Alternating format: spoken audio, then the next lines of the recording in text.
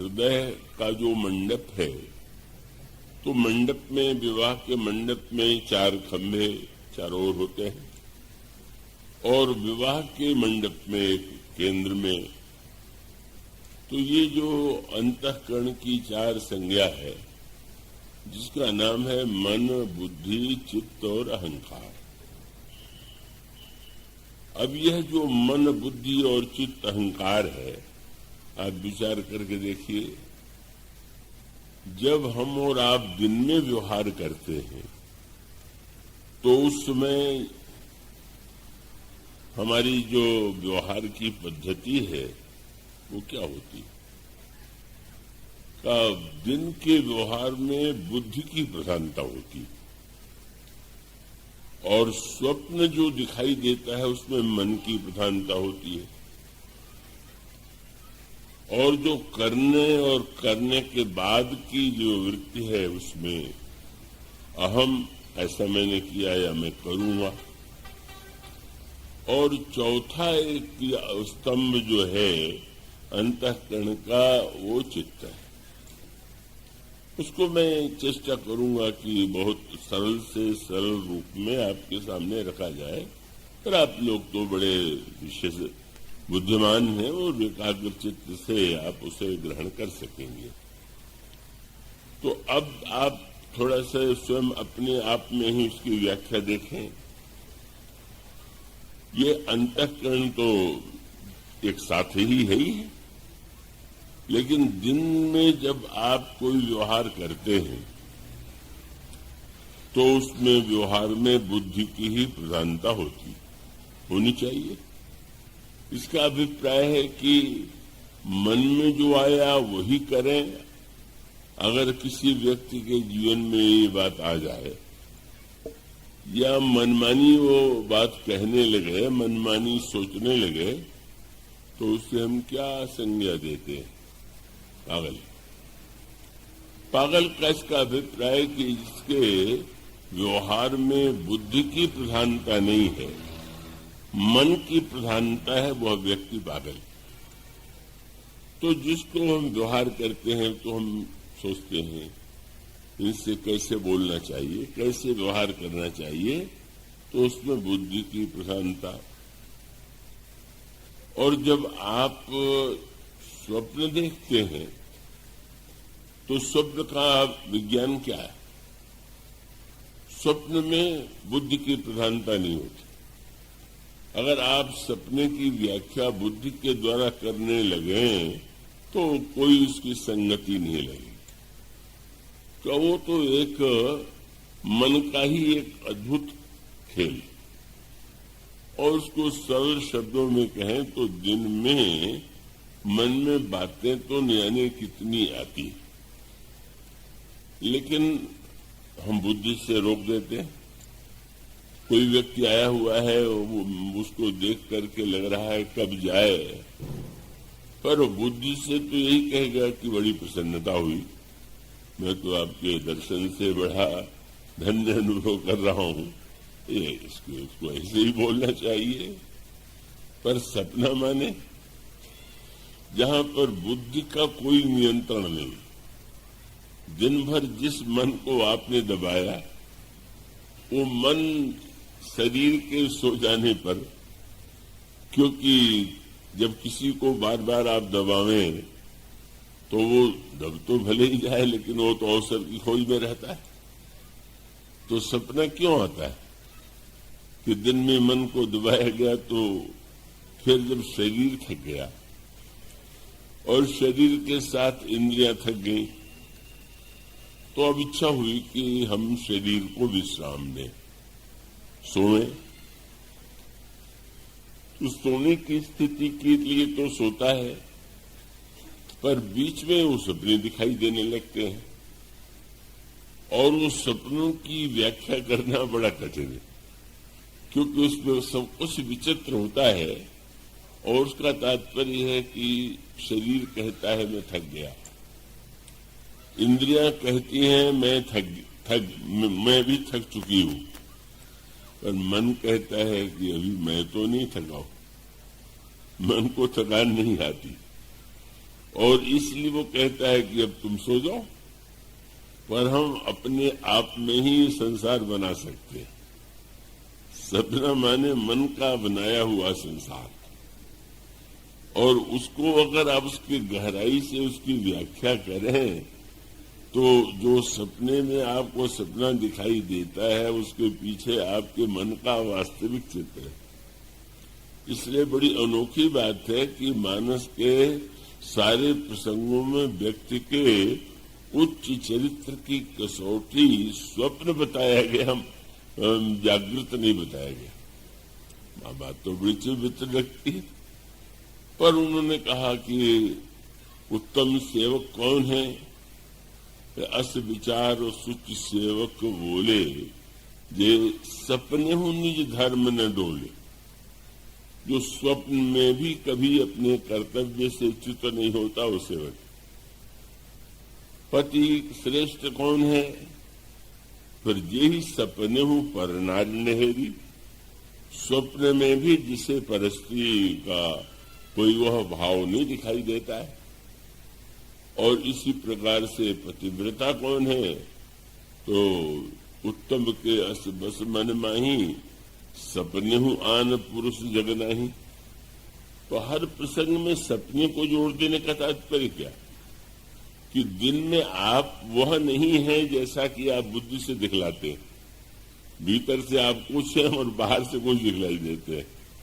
तो असली कसौटी है कि जब रात में अकेले आपके मन का खेल चलता है तब पता चल जाता है कि सचमुच भीतर क्या है।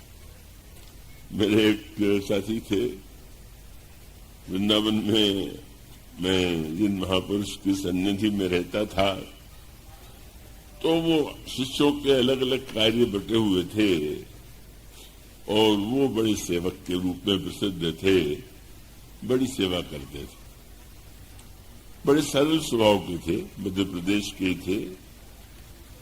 एक दिन उन्होंने मुझसे प्रश्न किया कि क्या मैं बताऊं, दिन भर मैं महाराज श्री की गुरुजी की इतनी सेवा करता हूं, पर रात को सपना में यही देखता हूं कि गुरुजी ने कहा कि ये काम करो, मैं नहीं करूंगा।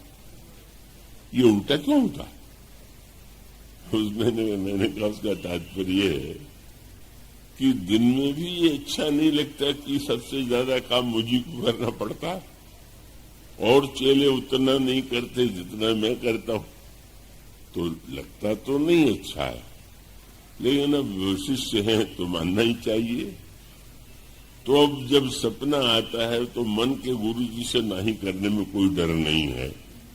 इसलिए मन के बनाए हुए गुरुजी और उनकी आज्ञा और उसको आज्ञा को नकार करके हम अपने आप को संतोष दे लेते हैं। तो मन की जिस वृत्ति को दबाते हैं वही बुद्धि में दिखाई देती है। इसलिए रामायण में स्वप्न को बड़ा महत्व दिया गया और ये कहा गया कि जो श्रेष्ठ व्यक्ति है उसका जागृत ही नहीं स्वप्न भी यथार्थ ही होता है। इसलिए स्वप्न को आप लोग उस सपने के फेर में ज्यादा न पड़िएगा, वो तो एक बड़ा विलक्षण अंतःकरण का खेल है, पर वो रामायण के प्रसंगों में आता है ना। जब नारद जी आए, पार्वती जी का हाथ देख करके उन्होंने कहा कि अगर तुम्हारी कन्या का विवाह शिव से हो जाए तो वर के जितने दोष मैंने बताए हैं वो शिव में दोष के रूप में न होकर के गुण बन गए, पर शिव को पाने के लिए तपस्या करनी होगी। अब बड़ी कठिनाई, पार्वती जी की अवस्था थोड़ी अत्यंत सुकुमार। नारद जी कहते हैं कि बिना तप के जो तप करे कुमारी तुम्हारी, तुम्हारी कन्या अगर तपस्या करे। अब नारद जी की बात सुन करके जैसे मन में ये लगता है कि कैसी आज्ञा दे गए, मेरी कन्या कैसे तपस्या करेगी। पर उसका समाधान पार्वती जी के द्वार हो गया। पार्वती जी ने दूसरे दिन कहा, माँ आज मैंने एक सपना देखा है। क्या? उन्होंने ये कहा कि मैंने देखा, सुनो माँ तुम्हें दिखा सपन सुनामो तो ही सुंदर गौर सुविप्रवर अस उपदेश मोही, जो तप करे कुमारी तुम्हारी। वो एक दिव्य तेजो में पुरुष का दर्शन हुआ, जिन्होंने कहा कि तुम्हारी कन्या को शिव को प्राप्त करने के लिए तपस्या करना चाहिए। विशेष बात, स्वप्न के बाद उन्होंने आज्ञा देना स्वीकार कर लिया। तो मानो स्वप्न में जो पार्वती जी की जागृत स्थिति है वही मन की स्थिति है। मन में भी शिव के प्रति अनुराग, बुद्धि में भी, चित्त में या हम में भी। और इसी प्रकार से और जितने स्वप्न आते हैं, और सबसे महत्वपूर्ण स्वप्न का संकेत मिलता है रामायण के त्रेता प्रसंग में। जनक नंदिनी सीता अशोक वाटिका में व्याकुल हैं। रावण ने राक्षसियों को आदेश दिया है कि इन्हें डराने की चेष्टा करो। राक्षसियां भयावह रूप से डराने की चेष्टा करती हैं। तो उन राक्षसियों में से एक अनोखी राक्षसी, वह त्रिजटा नाम राक्षसी एका, राम चरण रति निपुण विवेका। राक्षसी होते हुए भी वह बड़ी विवेकी है और श्री राम के चरणों में उसकी रति है। उसने उस समय राक्षसियों से कहा कि मैंने एक स्वप्न देखा। क्या? तो स्वप्न में देखा कि लंका में एक बंदर आया हुआ, और वो जो बंदर आया हुआ है वो लंका को जलावेगा। और मैंने ये देखा कि रावण नग्न है, उसका सिर कटा हुआ है और वो गधे पर सवार होकर के दक्षिण दिशा में जा रहा है। और मैंने सपने में देखा कि भीषण राज सिंहासन पर बैठे हुए। यह सपना जब सुनाया कि सपने बानर लंका जारी, जातु धान सेना से मारी, खर आरूढ़ मगन दसीसा, मुंडित सिर खंडित भुज वीसा, ये विदिशो दक्षिण दिशि जाई, लंका मनो विभीषण पाई, नगर फिरी रघुवीर दुहाई, तब प्रभु सीता ही बोली पठाई। तो ऐसे तो सपने को झूठे ही माना जाता है, सपना तो सपना है। ये उसने कहा कि ना, यह सपना मैं कहूं विचारी, हुई है सत्य गए दिन सारी। ये मेरा स्वप्न निश्चित रूप से सत्य होकर के ही रहेगा। तो इसका अभिप्राय कि जिसके जीवन में असत्य है ही नहीं, चाहे वो जग रहा है तो भी सत्य में स्थित है, और स्वप्न देख रहा है तो भी उसी स्थिति में है। उसको और अंतरंग अर्थों में उसकी व्याख्या है, लेकिन इस प्रसंग में उतना विस्तार करने का समय नहीं। तो यह जो त्रिजटा है वह स्वप्न का वर्णन करती है। अब प्रभाव ये पड़ा कि उसने कह दिया कि सपना समझ के मत तुम लोग निश्चिंत हो जाना, मैंने जो कहा है वो सत्य होकर के रहेगा। तो एक लाभ तो तुरंत हो गया कि राक्षसियां स्वप्न सुनकर के डर गई। डर जाने के बाद उन्होंने कहा अब बड़ी कठिनाई। लंकेश्वर आज्ञा दे गए कि डराओ, और त्रिजटा का स्वप्न कहता है कि वो गधे पर सवार सिर कटा हुआ, विभीषण राजा होने वाले हैं। तो क्या करें? तो उनका चलो हम लोग बीच का मार्ग ये चुने कि यहां से दूर चले जाओ। तो जितनी राक्षसियां थी वो दूर के दूर चली जाती। तो सुनत वचन सुनते ही सब डरी, और जनक सुता के चरणन परी, प्रणाम भी कर लिया। देवी क्षमा कीजिएगा, दूर चली गई। पर सबसे बड़ी विलक्षण स्थिति हनुमान जी की। हनुमान जी उसमें अशोक वाटिका में और उसी अशोक वृक्ष के ऊपर बैठे हुए थे जहां जनक नंदिनी सीता थी। और श्री हनुमान जी के सामने समस्या ये है कि प्रभु ने उनको आज्ञा केवल इतनी दी है कि वे प्रभु का संदेश श्री जानकी जी को सुना दे और जानकी जी का संदेश प्रभु को सुना दे। यह राक्षसी, इसका स्वप्न तो अद्भुत है। स्वप्न में भी इसने देख लिया कि मैं आया हुआ हूं, ये तो अनोखी बात है। लेकिन ये जब कहती है कि बंदर लंका जलावेगा, तो लंका जलाने की आज्ञा तो मुझे मिली नहीं। तो हम सत्य प्रत्यक्ष को प्रमाण माने कि स्वप्न को प्रमाण माने? लंका जलावेगा बंदर, ये राक्षसी कह रही। प्रभु ने ऐसा कोई आदेश नहीं दिया। इसलिए हनुमान जी इसी स्थिति में रहे कि इतनी उच्च जिसकी स्थिति है, भक्त और विवेक युक्त, उसका ये स्वप्न है। और प्रभु ने आदेश नहीं दिया और अंत में हनुमान जी को लगा कि स्वप्न ही प्रामाणिक है, क्योंकि जब बंदी बना करके ले जाएंगे और रावण ने पहले आदेश दे दिया कि इस बंदर का वध कर दो, और वध करने चले तो भीषण जी आ गए, महाराज दूत को मारना नीति के विरुद्ध है। तो रावण ने कहा ठीक है, मैं दूत मान के छोड़ तो दूंगा, मृत्यु दंड तो नहीं पर दंड दूंगा। तो दंड क्या दूं? तो कहा कि बंदर की ममता पूंछ पर होती है, तो इस बंदर की पूंछ में कपड़ा लपेट दो और घी तेल डाल करके भिगो के आग लगा दो। जो ही हनुमान जी ने ये सुना, बोले त्रिजटा देवी का स्वप्न ही ठीक, क्योंकि लंका जलाने के लिए मैं कहां से कपड़ा, कहां से घी तेल, कहां से आग ले आता, और वो स्वयं प्रबंध, और वो भी रावण के द्वारा।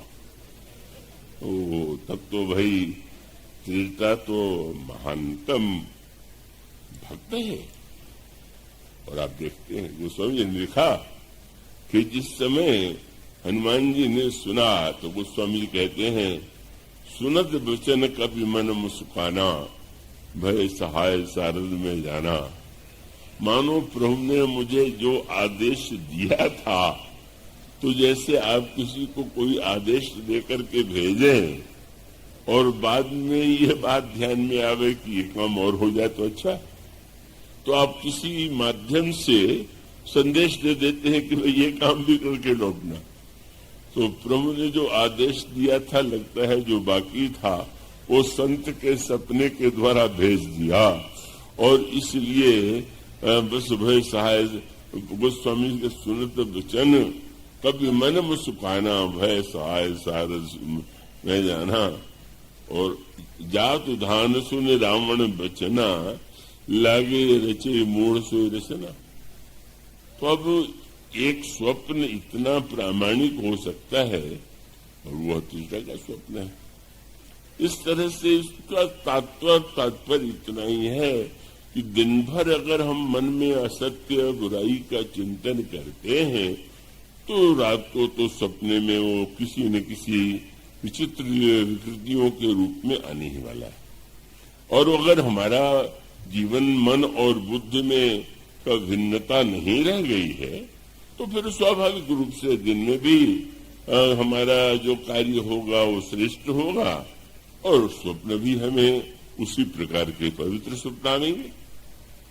तो पर उसका तात्पर्य इतना है कि जागृत में बुद्धि की प्रधानता, स्वप्न में मन की प्रधानता। और जिसको गहरी नींद कहते हैं सुषुप्ति का, उस सुषुप्ति में कौन रहता है? मन भी नहीं होता क्योंकि सपना नहीं आ रहा। बुद्धि से कोई व्यवहार नहीं कर रहे तब कोई है कि नहीं? और इसका उत्तर यह है कि जब आप उठते हैं गहरी नींद के बाद, तो आपके मुंह से एक ही वाक्य निकलता है कि आज मैं बड़े सुख से सोया। मानो मैं को छोड़ के अहम जिसको कहते हैं वही केवल उस समय विद्यमान है, न मन है और न तो बुद्धि। लेकिन एक और है, ये यहां रामायण का दर्शन सामने ये है कि तीनों राजकुमारियों के होते हुए भी चौथी जो राजकुमारी के रूप में जिनका जन्म हुआ वो सीता जी। और ये जो गोस्वामी जी कहते हैं कि चारों अवस्थाएं चारों स्वामियों के साथ विद्यमान है, तो जागृत स्वप्न सुषुप्ति यह तो हम सबको नित्य दिखाई उसका दर्शन हो रहा है। पर जो परम शांति जिसके माध्यम से पाया जा सकता है, ईश्वर का साक्षात्कार जिसके माध्यम से होता है, वो अवस्था तुरीय अवस्था है। योग की भाषा में उसका वर्णन किया गया। जब ऋतम्भरा प्रज्ञा और जब समाधि योगाभ्यास करते करते व्यक्ति जागृत स्वप्न सुषुप्ति से ऊपर उठ करके तुरीय अवस्था में चला जाता है, तब उसे वास्तविक सत्य का, आत्म तत्व का, ब्रह्म का साक्षात्कार होता है। तो यह जो तुरीय अवस्था है ये देहजन्य नहीं। इन तीनों अवस्थाओं का संबंध तो शरीर से है, पर यह जो चौथी अवस्था है ये वस्तुतः इन तीनों से भिन्न है और इसकी आवश्यकता है। और आवश्यकता इसलिए है कि हमारे मन में जो मन में आता है, बुद्धि के द्वारा जो हम निर्णय देते हैं, जो हमारा अहम है, उसके पीछे कौन? उसी का नाम चित्त है। और चित्त का तात्पर्य ये है कि जैसे आप आजकल सुनते होंगे, पढ़ते हो, और आपने किसी ने अनुभव किया होगा कि मानसिक रोगों से जब कोई व्यक्ति ग्रस्त होता है और डॉक्टरों के पास जाते हैं, तो डॉक्टर अकेले में उससे बहुधा कहते हैं कि अपने लड़कपन की बातें सुनाओ, तो अपने जो घटनाएं तुम्हारे जीवन में घटी हुई हैं उसको सुनाओ। तो उसके पीछे तात्पर्य होता है कि बहुत सी जो बातें व्यक्ति के जीवन में दिखाई देती हैं, लड़कपन की कोई घटना या कोई न कोई ऐसी बात होती है जो उसके मन पर बड़ी गहराई से प्रभाव डालती और वो आगे बड़ी अवस्था में भी वो और रूपों में आया करती। तो इसलिए वे चेष्टा करते हैं कि मन पर जो बाल्यावस्था में छाप पड़ गई है वो किसी तरह से उस पर विजय पाया जा सके। वो एक आज भौतिक पद्धति।